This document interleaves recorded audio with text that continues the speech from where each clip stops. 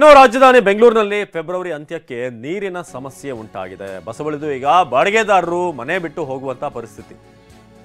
ಬೆಂಗಳೂರಿನ ಆರ್ ನಗರದ ಬಿಡಿಎ ಅಪಾರ್ಟ್ಮೆಂಟ್ನಲ್ಲಿ ಈಗ ಜಲದಾಹ ಶುರುವಾಗಿದೆ. ಅಪಾರ್ಟ್ಮೆಂಟ್ನಲ್ಲಿ ಈಗ ಕೈಕೊಟ್ಟಿರುವಂತ ನೀರು, ಬಿಡಿಎ ಅಪಾರ್ಟ್ಮೆಂಟ್ ಖಾಲಿ ಮಾಡ್ತಿರುವಂತಹ ಜನ ಪ್ರತಿ ತಿಂಗಳು ನೀರಿಗಾಗಿ 3 ರಿಂದ 4 ಲಕ್ಷ ಕಟ್ಟಬೇಕು. ಟ್ಯಾಂಕರ್ ನೀರಿಗೆ ಹಣ ಕಟ್ಟಿ ಬಾಡಿಗೆದಾರರು ಕಂಗಾಲಾಗಿದ್ದಾರೆ. ಇದು ಆರ್ ನಗರದ ಸದ್ಯದ ಪರಿಸ್ಥಿತಿ. ಬಾಡಿಗೆದಾರರಿಂದ ಮನೆ ಖಾಲಿ ಮಾಡುವಂಥದ್ದಾಗ್ತಾ ಇದೆ. ಜೀವ ಜಲಕ್ಕೆ ಈಗ ಒದ್ದಾಡುವಂಥ ಪರಿಸ್ಥಿತಿ ನಿರ್ಮಾಣ ಆಗಿದೆ. ಸರ್, ಅದೇ ನೀರಿನ ಸಮಸ್ಯೆ ಜಾಸ್ತಿ ಇದೆ ಇಲ್ಲಿ, ಅದಕ್ಕೋಸ್ಕರ ಖಾಲಿ ಮಾಡ್ತಾ ಇದೀವಿ. ಸೊ ನೀರೇನಕ್ಕೂ ಇಲ್ಲ. ಸೊ 2-3 ದಿನ ಆದರೂ ನೀರಿಲ್ಲ. ಸೊ ಬೋರಲ್ಲಿ ನೀರಿಲ್ಲ. ಸೊ ಅದಕ್ಕೋಸ್ಕರ ಖಾಲಿ ಮಾಡ್ತಾ ಇದೀವಿ. ಪ್ರಾಬ್ಲಮ್ ಸರ್, ಸಮಸ್ಯೆ ಬಂದು ಜನವರಿ ತಿಂಗಳಿಂದನೂ ಇದೆ.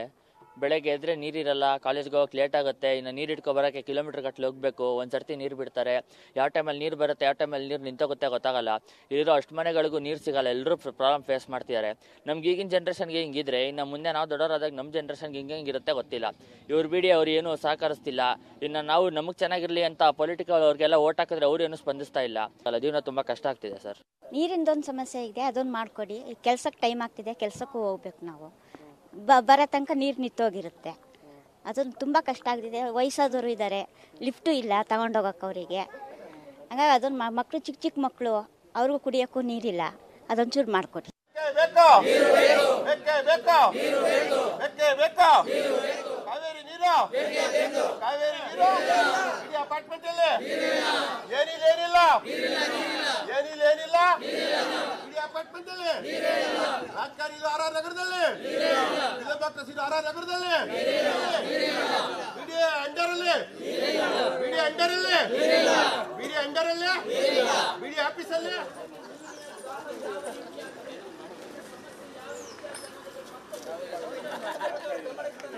ಫಸ್ಟ್